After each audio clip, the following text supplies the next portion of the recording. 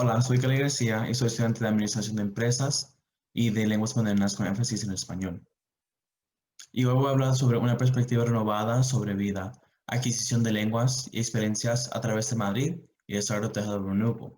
Pasé el año pasado estudiando en Madrid, España, en el extranjero, pero la mayoría de mi tiempo la pasé específicamente en la Universidad de Carlos III de Madrid, que está localizado en Getafe, Madrid, de España, y también el desarrollo de Hello Renewable. Mis objetivos para el año extranjero era desarrollarme profesionalmente, lingüísticamente y culturalmente. A pesar de que quería desarrollar profesionalmente en el extranjero, quería aprender sobre prácticas comerciales internacionales y ganar muchas experiencias en los negocios. En cuanto a mi desarrollo lingüístico, quería obtener la capacidad de subir mi registro y el registro es la forma del habla. Quería aprender a subir mi registro en el español o el castellano para poder mezclarme fácilmente en situaciones donde requerían esta habilidad. Y en cuanto a mi desarrollo cultural, esperaba mejorar y crecer mi conciencia cultural y mejorar mis habilidades de comunicación intercultural. Quise hacer esto con la esperanza de un día cerrar las brechas entre diferentes culturas. Y ahora voy a hablar sobre mi desarrollo profesional con el startup de Hello Renewable. La empresa matriz de Hello Renewable es Science Marketing. Science Marketing es una firma de neuromarketing. El neuromarketing en términos planos es cuando una compañía usa tus datos en el internet para ver qué anuncios te gustaría más. Science Marketing es una compañía que hace eso. Ellos se centran en la minería de datos para vender productos a las personas que le convienen. Hello Renewable se centra en llevar a las masas información que es creíble sobre el cambio climático, a la misma vez dándole la oportunidad a los individuos a hacer su parte.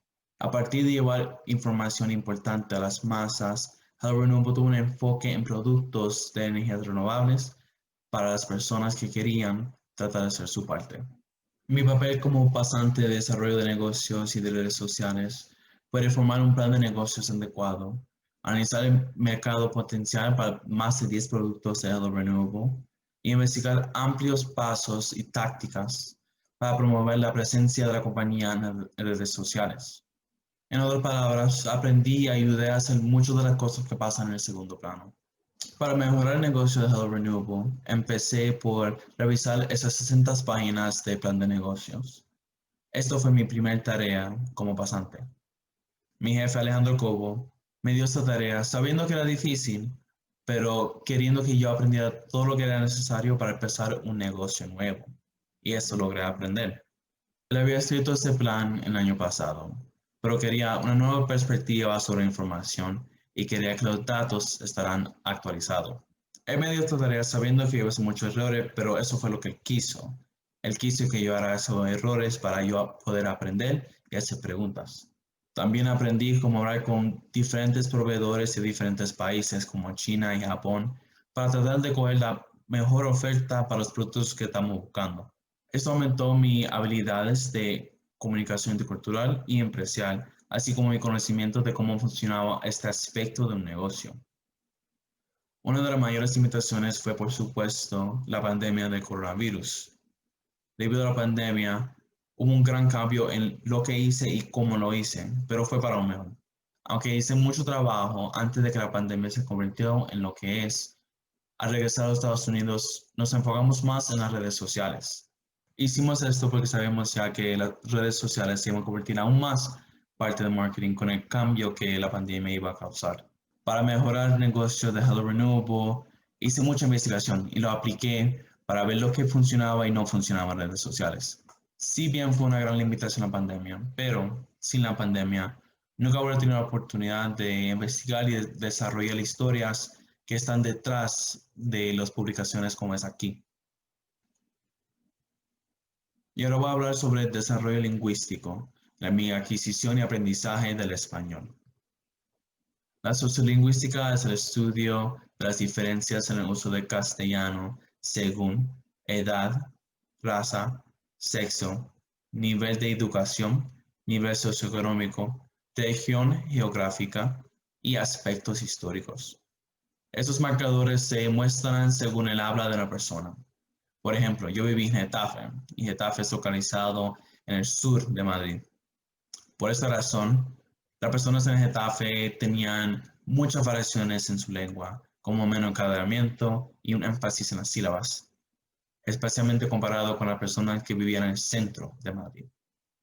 Otra parte de la sociolingüística es dialecto. Un dialecto es una forma particular que se encuentra en un idioma específico a una región o grupo social.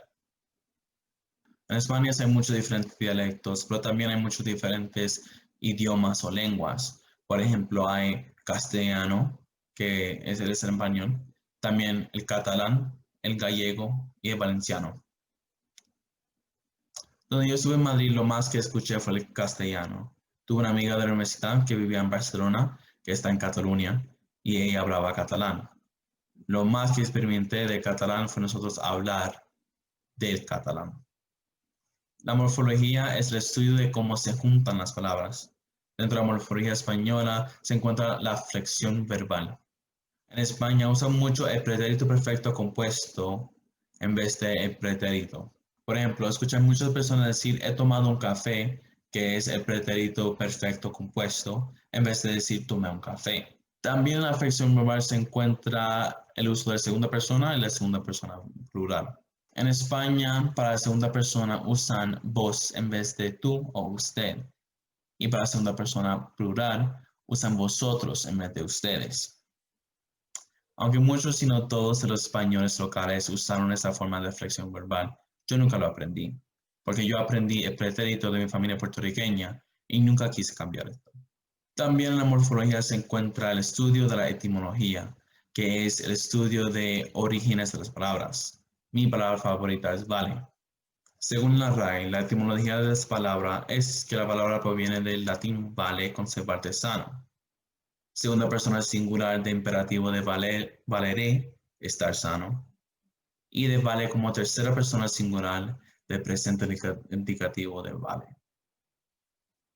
Ahora, la palabra se usa en contextos informales o con personas que conoces para indicar que está bien.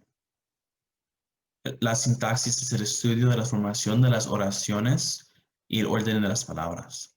Algunos elementos sintácticos pueden exponer el estatus socioeconómico de una persona.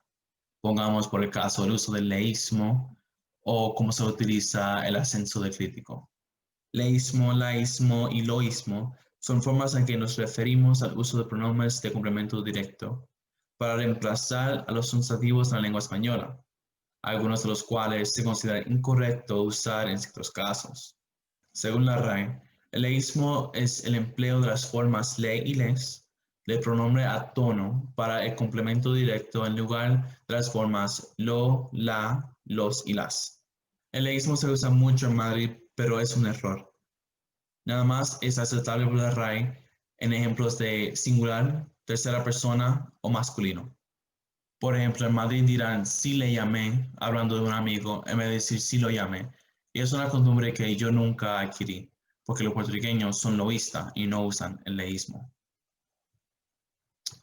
Bucquet describe la fonología como un estudio de los sistemas de sonidos de las lenguas. Una parte de la fonología es el estudio de yeísmo, yeísmo y sheísmo. En cuanto a España, los yeísmos se encuentran principalmente al centro del país en Madrid. Con el yeísmo se pronuncian las letras Y y doble L indistintamente como ye, la fricativa para tal sonora. Por ejemplo, yo me llamo, pero el fonema aproximante de la tal para tal no se escucha en el yeísmo, pero se puede escuchar en el ejemplo yo me llamo. Al centrarse en el centro de Madrid se encuentra que la variación yeísta es casi inexistente, especialmente cuando se compara a la diferencia en los campos o los sitios que son más alrededor de Madrid. Se producen variaciones en los campos, especialmente al sur, porque hay mucha variación en la lengua más al sur de España.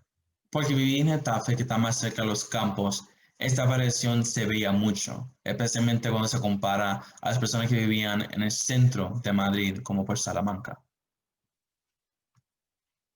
Ahora voy a hablar del desarrollo cultural. Aquí tengo un modelo de Bennett que analiza una reseña general de comportamiento que los estudiantes y otras personas suelen experimentar durante su tiempo en el extranjero. Empecemos con los dos temas generales de este modelo, que son etnocéntrico y etnorelativo. Las personas en etapas etnocéntricas comparan todo con lo que ya conocen de su propia cultura, mientras que las personas en etapas etnorelativo pueden ver todos los valores y las costumbres de otra cultura y valorarlo como algo que es único en vez de universal. Las 6 etapas son las siguientes. Primero es la negación. Personas en esta etapa se mantienen aislados psicológicamente o físicamente contra las diferencias en la cultura.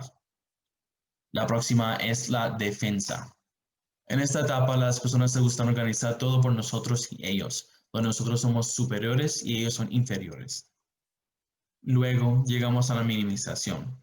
Las personas de minimización esperan similitudes en su cultura y la cultura de otros.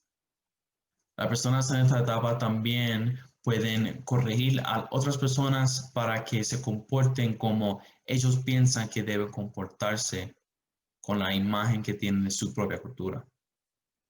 Luego llegamos a la aceptación. Aquí la gente comienza a ver que su propia cultura no es la única cultura, que también hay culturas que son igualmente complejas, pero no significa que están totalmente de acuerdo con esto. Quinto, llegamos a la etapa de adaptación. En esta etapa la gente empieza a mirar las otras culturas por diferentes ojos, es decir, que empiezan a cambiar su comportamiento para comunicar más eficazmente con otras culturas.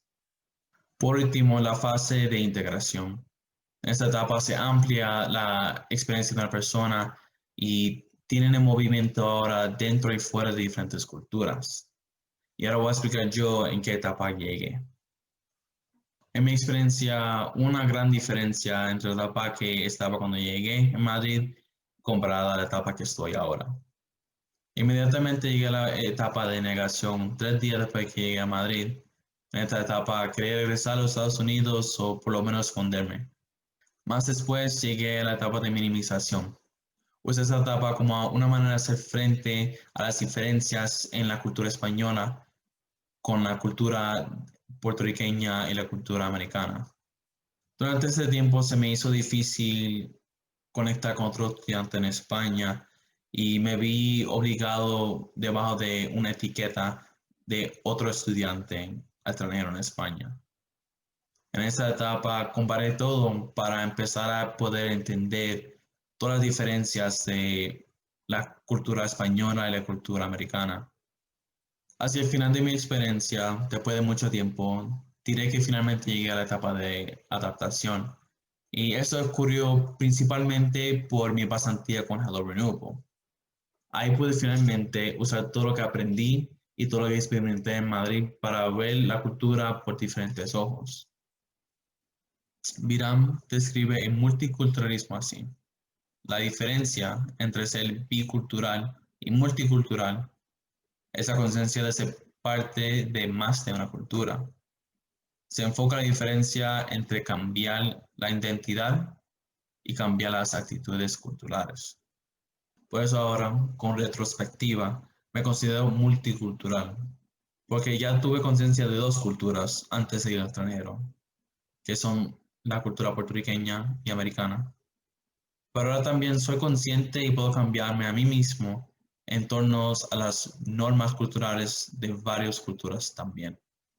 Aquí tengo mi bibliografía y usé estos recursos para ampliar mi investigación para esta presentación. Gracias por escucharme.